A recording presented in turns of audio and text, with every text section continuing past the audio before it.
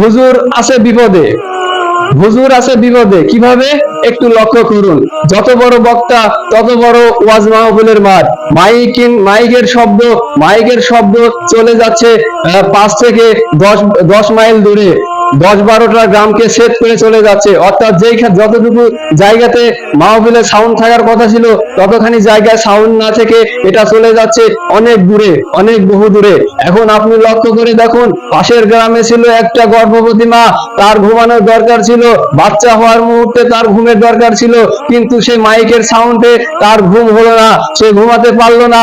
তারপরে দেখবেন সিজার করা একটি মা কবলে এসেছে হাসপাতাল থেকে বাসায়, কিন্তু এই মাইকিনের শব্দের কারণে সে ঘুমাতে পারলো না, সারা রাত ছটফট করেছে, কিন্তু তার ঘুমের প্রয়োজন ছিল। তাহলে এই নির্যাতন গুলো কে করলো? এইটা একটা নির্যাতন। তারপরে দেখবেন যে শিশু বাচ্চা, 5 মাসের শিশু বাচ্চা, তার ঘুমের দরকার ছিল, কিন্তু সে যখনই ঘুমিয়ে যায় মাইকের চিৎকারের শব্দে সে জেগে উঠে। তাহলে কি দাঁড়ালো? এই বাচ্চার উপর নির্যাতন করা হলো। তারপরে দেখবেন আমার বৃদ্ধা পিতামাতা, যারা অসুস্থ ছিল, তাদের ঘুমের প্রয়োজন ছিল, কিন্তু তারা ঘুমাতে পারেনি। কেন ঘুমাতে পারেনি? ওই মাইকের শব্দে তারা ঘুম থেকে জেগে উঠেছে, ঘুমাতে পারেনি। পাশে ছিল অমুসলিম প্রতিবেশী, তারা বলেছিল সর্বনাশ করেছে, 4 থেকে 5 দিন এই মাহফিল চলবে, আমরা তো ঘুমাতে পারবো না, এর সাউন্ডে তো আমরা ঘুমাতে পারবো না, এর নাম নির্যাতন। আমি বিধর্মী হলে তাতে কি? আমার উপর নির্যাতন করার অধিকার মহান আল্লাহ কাউকে দেওয়া হয়নি। তাহলে এখানে কি করতে হতো? ওই গর্ভবতী মা, ওই সিজার করা মহিলা, ওই বৃদ্ধ পিতা মাতা, ওই দুধের শিশু, ওই অমুসলিম ভাইয়েরা, তাদের জন্য কি এই মাহফিল শোনা হচ্ছে ফরজ ছিল? তাদের জন্য কি ওয়াজ শোনা ফরজ ছিল? না। তাহলে আপনি কেন জোর করে তাদেরকে হেদায়েত দিতে যাচ্ছেন?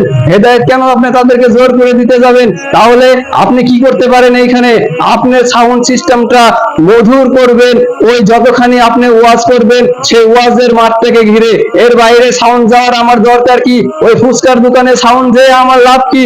ওইখানে তো সাউন্ড গেলে আমার লাভ নাই। সুতরাং আমরা যদি ওই ওই ওই শুধুমাত্র যতটুকু জায়গায় ওয়াজের দরকার অতটুকু জায়গায় যদি মাইকের সাউন্ড সিস্টেম রাখি, তাহলে আমাদের দ্বারা কেউ ক্ষতির সম্মুখীন হবে না, আমাদের দ্বারা কেউ নির্যাতিত হবে না। রাসূল সাল্লাল্লাহু আলাইহি সাল্লাম বলছে, সহিহ মুসলিম 6473 নম্বর হাদিস, এখানে রাসূল সাল্লাল্লাহু আলাইহি সাল্লাম বলছে যে তার চাইতে অসহায় ব্যক্তিকে, এমনও ব্যক্তি থাকবে যে হচ্ছে পাহাড় পরিমাণ আমলনামা নিয়ে হাজির হবে, কিন্তু তার পিছনে পিছনে হাজির হবে অনেক অসহায় মানুষ। তারা বলবে, ইয়া আল্লাহ, ওই দুধের শিশুটি বলে উঠবে, ইয়া আল্লাহ, উনি আমাকে ঘুমাতে দেয়নি। ওই সিজার করা মা বলে উঠবে, ইয়া আল্লাহ, উনি আমাকে ঘুমাতে দেয়নি। ওই রিকশাওয়ালা বলে উঠবে, ইয়া আল্লাহ, সে আমার উপর জুলুম করেছিল, আমাকে অত্যাচার করেছিল। অমুক ব্যক্তি বলে উঠবে, আমাকে গালি দিয়েছিল। এইভাবে নির্যাতন, এইভাবে জুলুম করা ব্যক্তিগুলো তাদের পিছনে পিছনে হাজির হবে। তখন তারা বলবে, ইয়া আল্লাহ, আপনি ন্যায় বিচার করে দিন। তখন আল্লাহ বলবে, ওই যে তার আমল নামা দেখতেছো পাহাড় সমান, তার আমল থেকে নিয়ে যাও। এইভাবে নিতে নিতে সমস্ত আমল নিয়ে চলে যাবে। তখন কি হবে? তখন এই যে হুজুরের যে এত আমল ছিল, সব আমল গুলো বিনষ্ট হয়ে যাবে, তখন তাকে জাহান্নামে নিক্ষেপ করা হবে। সুতরাং আমাদেরকে বিবেক বুদ্ধি খুলে, আমাদেরকে উত্তম চিন্তা ভাবনা করে ইসলামের দাওয়াত দিতে হবে।